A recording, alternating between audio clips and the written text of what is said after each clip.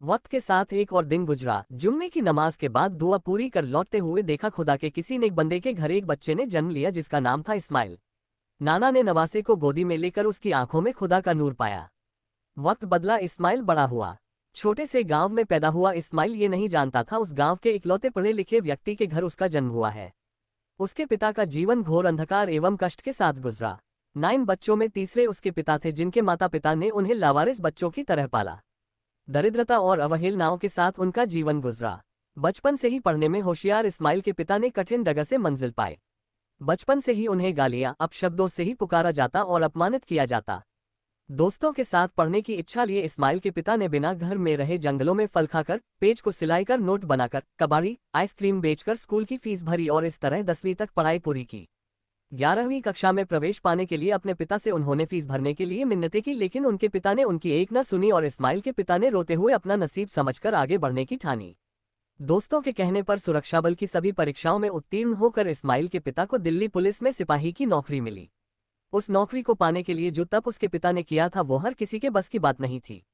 इसके साथ ही इस्माइल का जीवन भी परिवर्तित हुआ। छोटे से गांव में जन्मे इस्माइल ने भी कभी सोचा न होगा उसका नसीब कुछ ऐसा होगा। 2 बहनों के बाद न चाहते हुए भी उसका जन्म हुआ। उसके माता पिता की ऐसी कोई मनोकामना नहीं थी जो बेटे के पैदा होने पर कभी किसी को होती है। फिर भी इस्माइल का जीवन वक्त के साथ बढ़ता गया। 7वीं कक्षा में सरकारी स्कूल में दाखिले के बाद इस्माइल ने जाना दुनिया में अनुशासन ही सब कुछ नहीं। अनुशासनहीनता से भरे विद्यालय में बहुत से बच्चों ने उसे बिगाड़ने की कोशिश की, लेकिन वह नहीं बिगड़ा। उसके कई उसूल थे जो कम उम्र में ही उसके मन मस्तिष्क में घर कर चुके थे। उसका मानना था जो बच्चे गालियां और बुरे काम करते हैं वह जिस दिन अपने माता पिता के सामने ऐसे दुष्कर्म करेंगे मैं उनके जैसा हो जाऊंगा। उसकी इस बात का बहुत से विद्यार्थियों पर प्रभाव पड़ा जिससे उसने बच्चों को सुधारा और जो नहीं सुधरे उनसे दूरी बनाए रखी।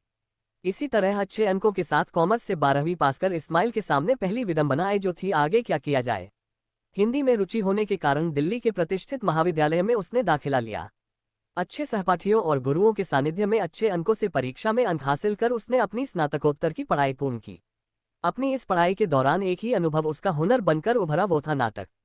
5 वर्षों तक नाटक पढ़ना सिखाना उसके जीवन में एक क्रांति की तरह साबित हुए। इसी बीच एक नाटक सीखने वाली छात्रा को उससे प्रेम हुआ, जिसको शायरी के जरिए उसने कुछ इस प्रकार व्यक्त किया। मेरी नज़र में रहती है एक ख्वाब सी लड़की, जैसे सांस लेती हुई महताब सी लड़की। मैं उससे फासला ना रखता तो और क्या करता। मैं हवाओं सा पागल, वो एक चिराग सी लड़की। उसके सामने मैं बेजुबान सा हो जात हूँ, कोई सवाल लिए वो एक जवाब सी लड़की। पिछली 2 रिलेशनशिप के बाद ये तीसरा मामला उसके जीवन में क्रांति लाने वाला है, इस बात का उसे कोई अंदाजा नहीं था। वक्त के साथ उसने उस लड़की के प्रेम को समझकर उस पर पूरा विश्वास जताया, लेकिन वह नहीं जानता था यह विश्वास भी क्षण भर का छल ही होगा। पढ़ाई पूरी करने के बाद इस्माइल के जीवन से जैसे सब पूरा होने लगा। 4 साल तक चले संबंध को परिवार एवं धर्म के कारण लड़की ने जिस तरह उसके जीवन में बिना कहे प्रवेश किया था उसी प्रकार बिना कहे निकास भी किया। इस दुख को जताने के और किसी को बताने का उसमें सामर्थ्य नहीं रहा। आखिरी मुलाकात में सिर्फ इन पंक्तियों के साथ उसने उसे अलविदा कहा। चांद तो निकला है मगर ये रात न है पहली सी। मुलाकातें तो हुई बहुत मगर ये मुलाकात न है पहली सी। रंज कुछ कम तो हुआ आज तेरे मिलने से, लेकिन ये अलग बात है कि ये बात न है पहली सी। हर शाम की तरह इस शाम भी अपने लूडो में समय गुजारता इस्माइल छल से जीतकर खुश न हुआ। ये छल उसके जीवन में कभी नहीं था, उसके जीवन के साथ हुए छल का परिणाम था जिसके कारण वह खुश नहीं रह पाता था। छल को वह संधि की तरह जीता और उसके विच्छेद से ही आराम पाता। समय ने उसके जीवन को ऐसा बदला जिसके गम को वह छल से जीने का प्रयास करता रहा। उसके अंतर्मन का ठहराव कभी उसे गलत काम करने न देता। अपने आज में भी वह गम छुपाकर मुस्कुराता, इसलिए नहीं कि वह मजबूत था बल्कि इसलिए क्योंकि उसकी सकारात्मक इच्छाशक्ति उसे गिरने नहीं देती थी। आखिर ऐसा क्या था उसमें जो उसे लोगों में सबसे अलग और आकर्षक बनाता था? इस प्रश्न का उत्तर वह खुद से भी पूछता था। एक दिन अपने मित्र से चर्चा करते हुए, 2 बार दिल टूटने के बाद भी तू मुस्कुरा रहा है, दीपक ने इस्माइल से पूछा। हाँ भाई, वक्त सबका एक नहीं रहता। आज किसी ने मुझे छोड़ा कल कोई उसे छोड़ेगा। मुझे उसके जाने का क्या गम, जिस दिन महशर में मुलाकात होगी उस दिन बात होगी। इस्माइल ने मुस्कुराते हुए कहा। बड़ा मजा हो कि महशर में करें हम शिकवा, वो मिन्नतों से कहें चुप रहो खुदा के लिए। आज के समय में लोग शोहरत कमाने के लिए कुछ भी लिखकर छपा देते हैं, लेकिन इस्माइल को न जाने किस बात का डर था। अच्छा शायरी लेखक होने के बाद भी अपना हुनर दुनिया से छुपा कर रखता था। इस्माइल को शायरी का शौक था। वह कोई प्रतिष्ठित या अनुभवी शायर तो नहीं था, लेकिन अपने दिल की बात शायरी के जरिए निकालकर अपना मन हल्का करता था। दोस्तों ने तो कहा था अपनी पुस्तक लिख, लेकिन वह नहीं माना क्योंकि वो अपने गमों की नुमाइश दुनिया के सामने नहीं करना चाहता था। 1500 से अधिक शायरी लिखकर न जाने कहाँ खो देता था। दोस्तों को व्हाट्सएप या फेसबुक पर उनके हालातों के अनुसार लिखकर भेजता था। दोस्तों के लाख कहने के बाद भी उसने अपना हुनर नहीं दिखाया। अपने अंदर एक दुनिया लेकर जीता था जिसमें उसे खुशी मिलती थी। उसका एक ही उसूल था, खुश रहो और खुश रखो।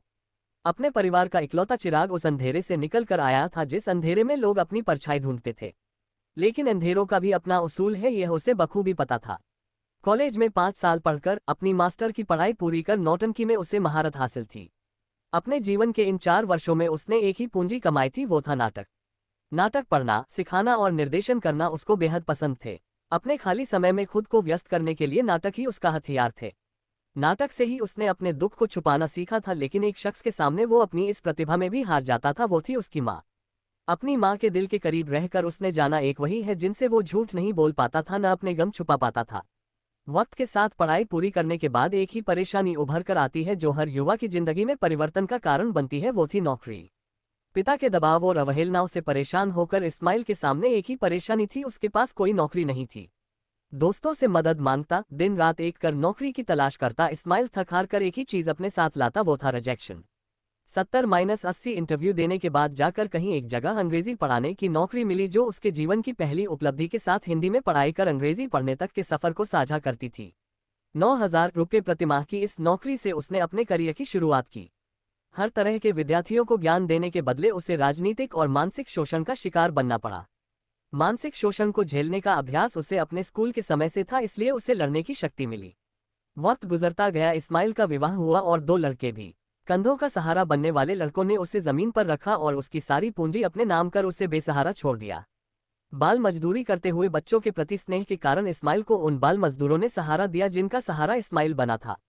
कुएं में पड़ी रोटियां खाने के कारण दोनों बाल मजदूर अस्पताल में जिंदगी और मौत की लड़ाई लड़ रहे थे, ऐसे में उन्हें सहारा इस्माइल ने ही दिया था। वो नहीं जानता था एक दिन उसके अपने उससे बेसहारा कर देंगे और पराये साथ देंगे। वक्त है झोंका हवा का और हम पीले पत्ते, न जाने अगले लम्हे तुम कहाँ और हम कहाँ। इसी विडंबना भरे जीवन का अंत जुम्मे की नमाज के साथ ला इलाहा इल्लल्लाह कहते हुए समाप्त हुआ।